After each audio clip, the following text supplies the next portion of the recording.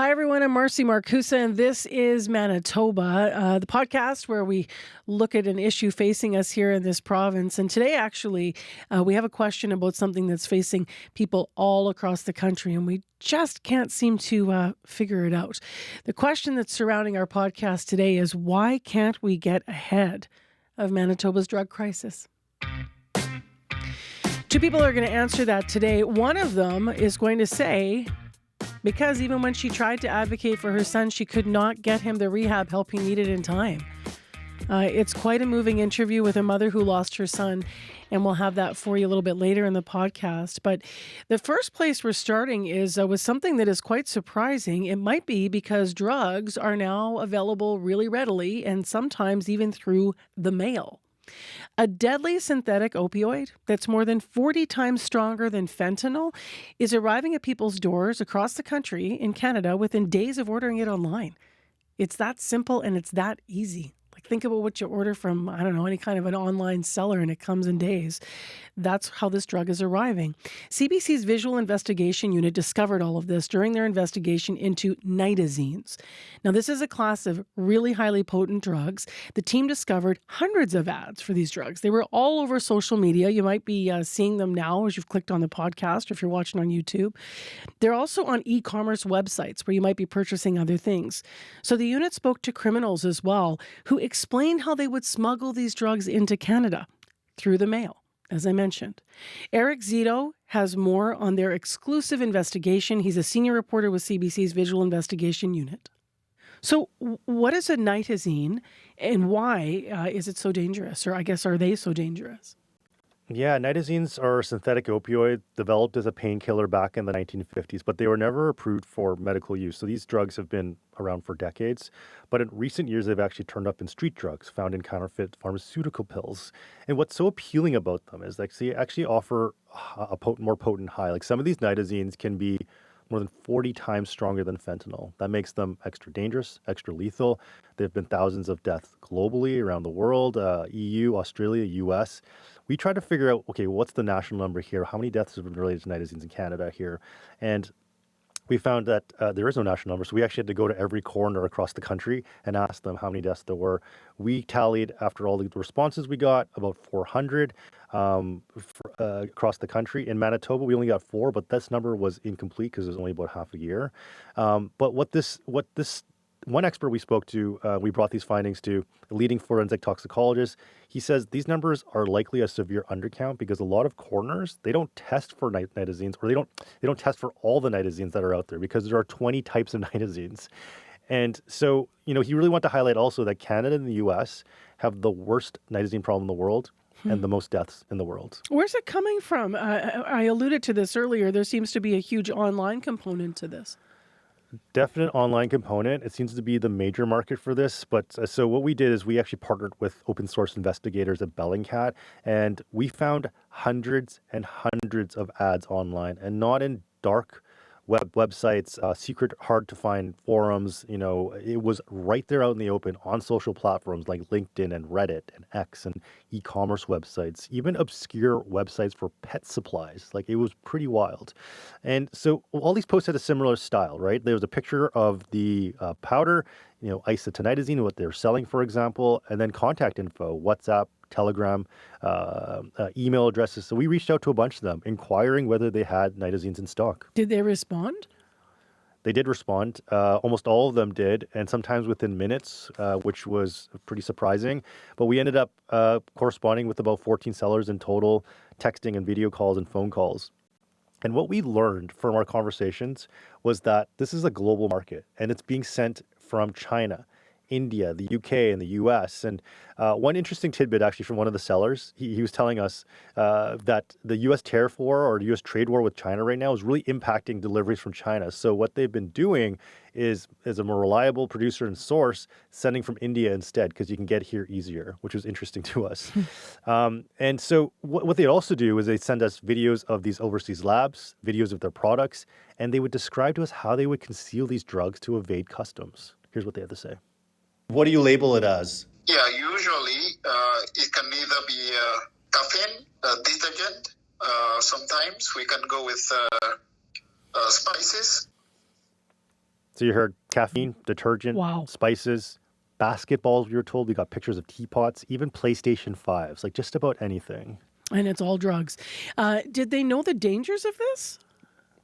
That's what we really wanted to figure out. It's like, what do they know they're doing if they know what they're doing? And so we asked them, hey, first off, do you know this stuff's illegal in Canada, like to send, to possess? And they're like, yeah, we know. Almost all of them said, yeah, like that's why we disguise these packages, right? Now that we knew that they knew this was illegal, we were like, okay, do you know how dangerous this is? Do you know how deadly this stuff is? And here's what one of the sellers had to say. It's a little bit unclear, but here's what he had to say. It can kill people, right? I just want you to make sure you know that. That is a game. That is the game. That is the game. So what's being done to stop this from coming into Canada? And how did the companies respond to the posts that you found? Yeah, there's two components to this, right? We wanted to see what the government was doing. So we actually brought our findings to Canada's fentanyl czar, Kevin Brosseau. He told us the emergence of nitazines is something that's concerning, that they're taking seriously. We also spoke to the CBSA's Director General of Intelligence and Investigations, Dan Anson. He said the CBSA is fully aware of the online world of this. They're doing whatever they can to slow down, stop, and prevent this stuff from coming through the mail. Here's what he had to say. We're worried that this will continue to rise as an ongoing threat. Crime groups are not dealing in product, they're dealing in death. And so as for the second part of your question about what the companies were doing, we reached out to a number of them where we found these posts. LinkedIn, Reddit, they took the posts down as soon as we reached out and flagged it to them. X, on the other hand, didn't respond. The ads in these posts, they still remain up there. And in general, a lot of these ads still are online. So this problem still persists. An important story, surprising as well. Thank you very much, Eric. Thank you. That's Eric Szeto in my conversation with him, senior reporter with CBC News' Visual Investigations Unit. Now, if you do want to hear more about how that unit went inside the global nitazine trade, you can find all of that on cbc.ca. They've also made some YouTube videos about it as well, if you want to check those out. Well, thanks for being with us here today on This is Manitoba. I'm Marcy Markusa, and if you're new to the podcast, thanks for joining us here. Maybe you heard about us on Front Burner. Well, at the top of this podcast, all around the question of why can't we get ahead of the drug crisis in Manitoba, I mentioned a Manitoba mother who tried to for her son, and it didn't work. He died. It's quite a moving interview with a woman named Angela Lavallee. She lives here, as I said, and her world as she knew it collapsed in November of 2024. She learned her 27-year-old son, Kyrel, was in an Edmonton hospital actually fighting for his life. He'd been found unconscious just hours after he'd been released from a detox center. At the time, she says he begged them to send him to rehab instead of to the streets, and it didn't happen. So she had tried repeatedly, and in the last days of his life, he had tried. Angela Lavallee is also known as Blue Thunderbird Man, and he died just a few days after being released from hospital. It was from complications due to accidental overdose. Angela Lavallee wrote a piece on CBC Manitoba's website. You can look that up. But her conversation with me is really quite something as she continues to try to be an advocate and save others. Thank you for sharing. I know that your intention is, for other families, so really appreciate you being here today. Thank you. It can't be easy to talk about. Obviously, he just passed away November 2nd. How are you doing? I'm doing well. I lean in a lot to community and ceremony, as well as leaning into the facts that this hasn't stopped with my son. And this is an ongoing pandemic that continues to move in our communities, and that's continuing to take a hold on our children and our people. Your shirt with Kyrel's name, face on there says, quote, "Come as you are." Yeah. Tell me a bit about Kyrel. What was he like? Was that one of the things he would say? Yeah. So Kyrel, Blue Thunderbird Man, the essence of his spirit, he is one of my greatest teachers. My children are my greatest teachers.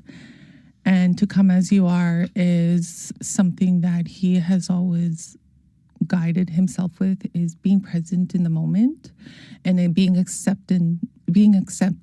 accepting people for who they are and how they come. And there are many stories that he shares. He struggled with a lot of mental health as well as undiagnosed autism.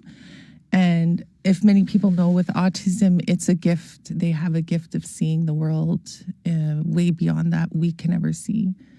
and they carry a lot of empathy. So come as you are was always what he believed people should be doing when servicing folks who are struggling with addiction. What kind of struggles with addiction did he live with? It started with alcohol. Yeah, it started with alcohol, with the substance use of alcohol, and it just spiraled from there. And even with that, he had a lot of beautifulness in that. So when people think that, when people struggle with addiction, oh, well, they're not going to do anything for themselves.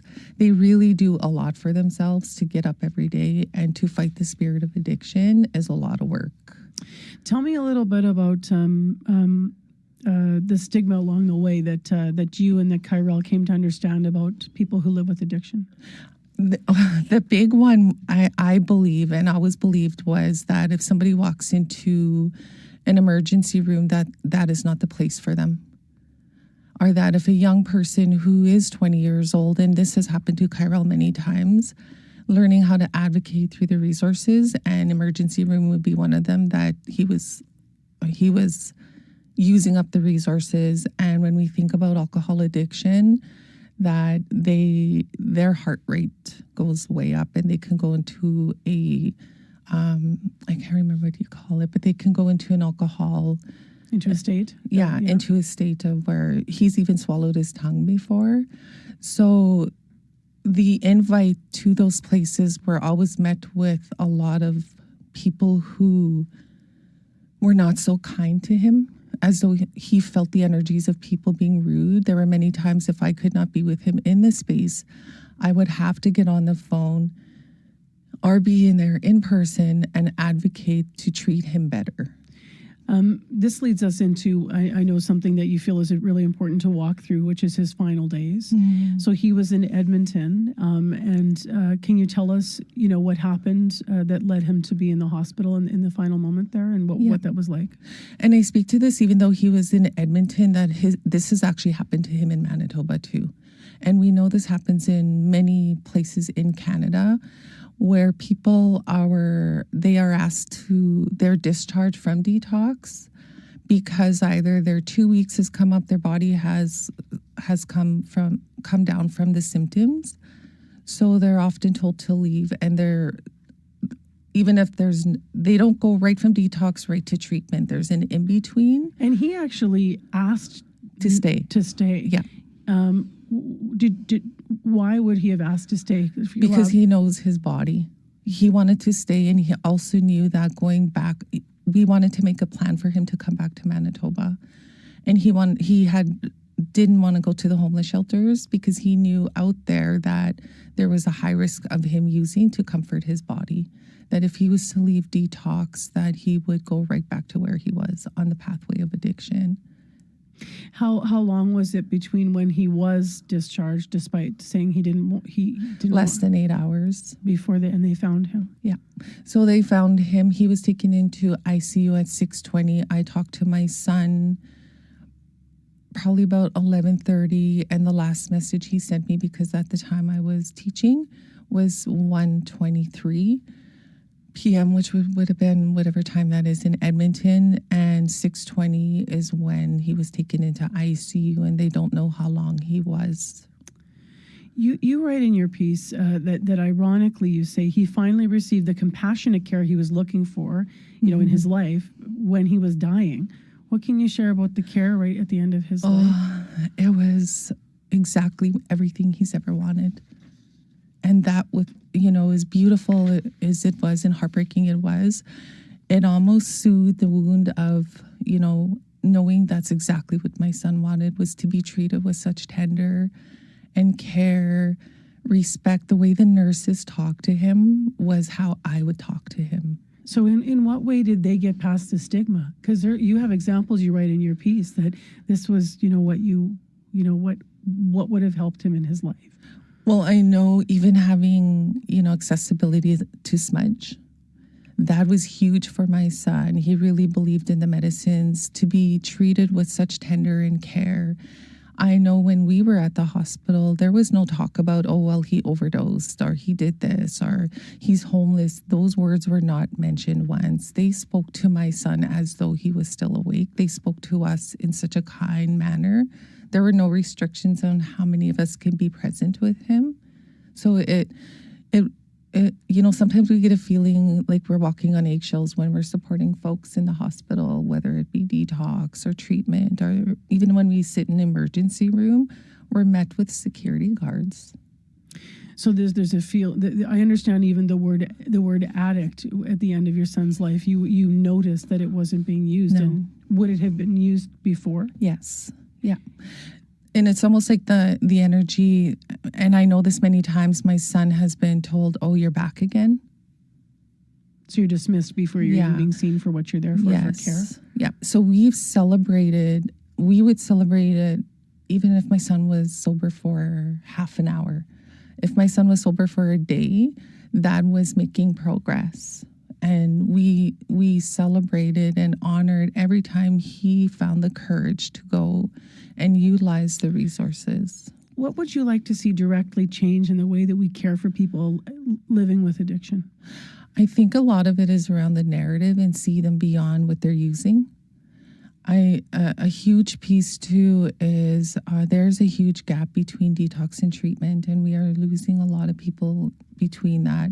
It's not a 9-to-5 pandemic. It's not. Sometimes people want to go to treatment and it's 4:00 in the morning. What do we do for them? There are no spaces.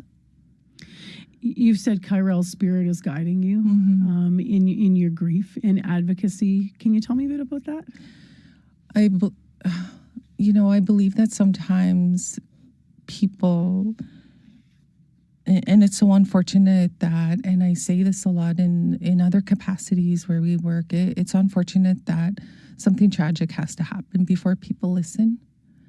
And sometimes, it shouldn't happen. And unfortunately, I could be quiet about it and I could stay in my grief and I can focus on the loss of my son, but that's not how my heart works. That's not how my son was.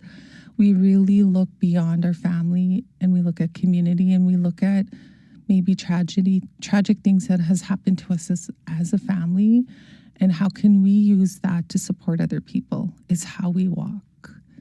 And to focus on just my son would not be the right thing to do, because there are people out there right now who may be listening to this, who may not be listening to this, but who may be sitting at emergency right now and who may be in detox and who may be asked to leave right in this moment and have no place to go. And it's not that my son didn't have a place to go. It was advocating in those moments to say, can I go maybe when I have a safe plan set up? I can't express to you how powerful it is to hear you speaking about this. I'm so sorry for the loss of your son, Angela. Thank you very much for coming in. Yeah, thank you for inviting. That's Angela Lavallee. She's a First Nations mother, grandmother, and knowledge learner and community heart helper, talking about the loss of her son. Well, thank you so much for being with us today on the podcast. And please reach out to us anytime at radio893@cbc.ca. It's our radio address. We use it for the pod as well. And in the meantime, if it's your first time being with us on This is Manitoba, don't forget to like, follow, and share.